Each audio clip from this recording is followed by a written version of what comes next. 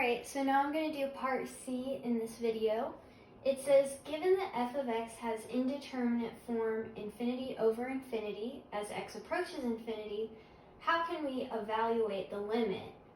And then how can we evaluate the limit for the sequence? So for this, we're going to pull out our handy-dandy trick of L'Hopital's rule.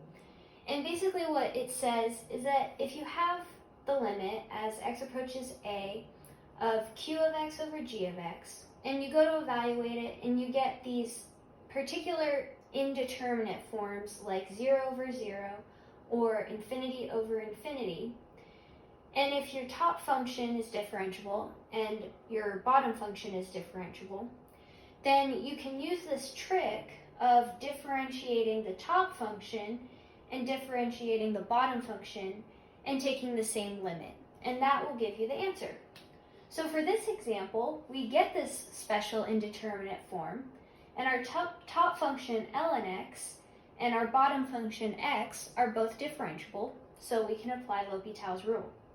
So we have the limit as x approaches infinity of ln x over x is going to equal the limit as x approaches infinity of 1 over x, which is the derivative of natural log x, technically over 1 because that's the derivative of x.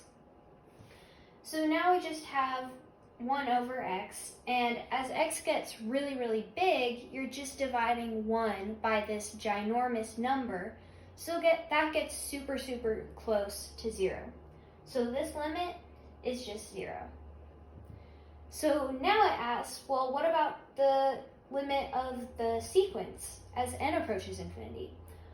Well, we just explained in part B that if the limit of the function equals L as x approaches infinity, then it's also going to equal L for the sequence.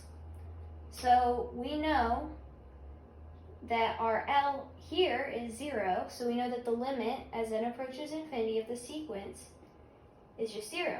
So now we know definitively that our function converges, and we even know what it converges to. It converges to 0. So that is my solution.